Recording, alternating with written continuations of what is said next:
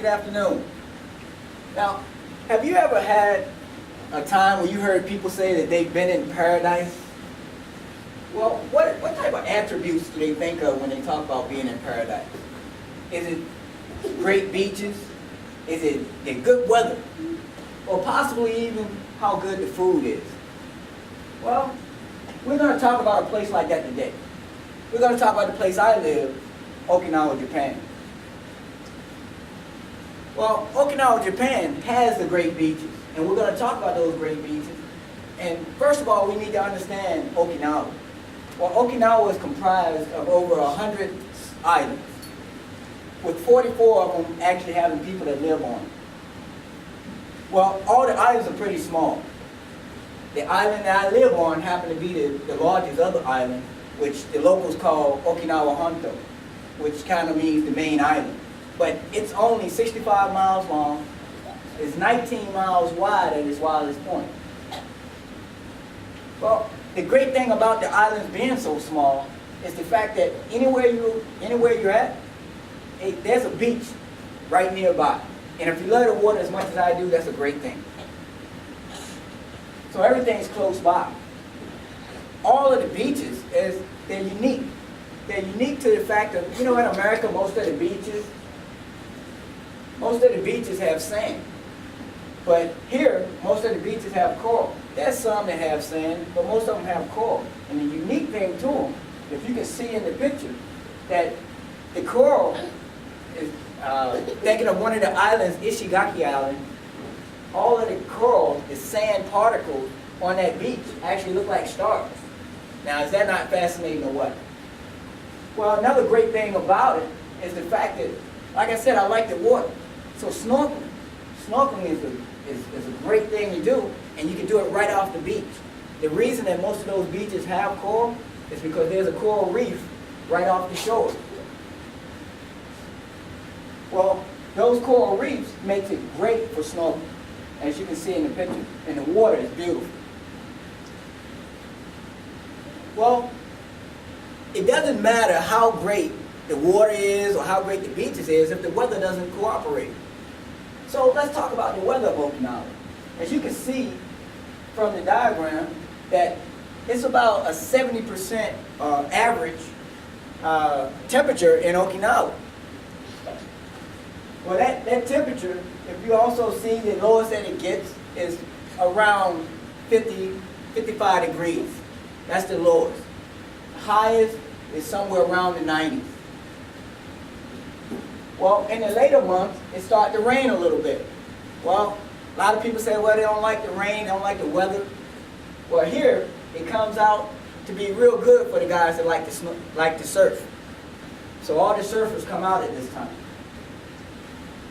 Well, if you look here, in March, got shorts on. In May, hey, we're at the beach, right? And then, look at January. We're still at the beach, got pants on, still short sleeve shirts. It's always something to do here in Okinawa.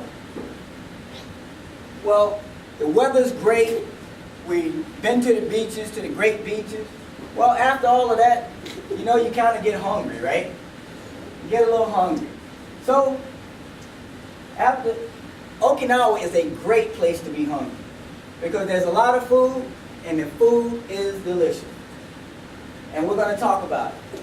Well, most of the food stems from, of course, as you would know, Japan, obviously, and also China.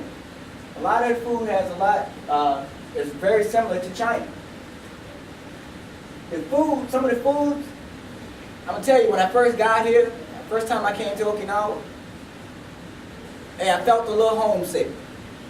Well, this brought me right back home when I found out most of the food that they eat is food that I grew up with. If you can see in the picture, all the way to your left, that's pig's feet. I grew up eating pig's feet. Well, they cook it a little different. They put it in noodles.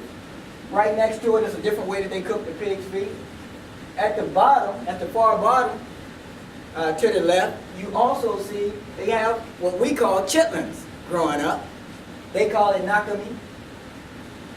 In the middle, you have mimiga, which is nothing more than pig ears. And then where they have all the way to the right, well, we grew up calling it fatback meat.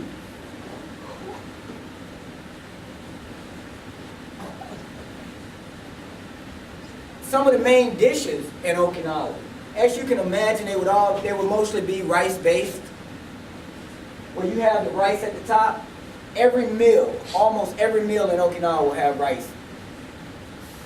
If you look at the bottom, all the way to the left, you have what's something that would probably surprise you. It's called taco rice.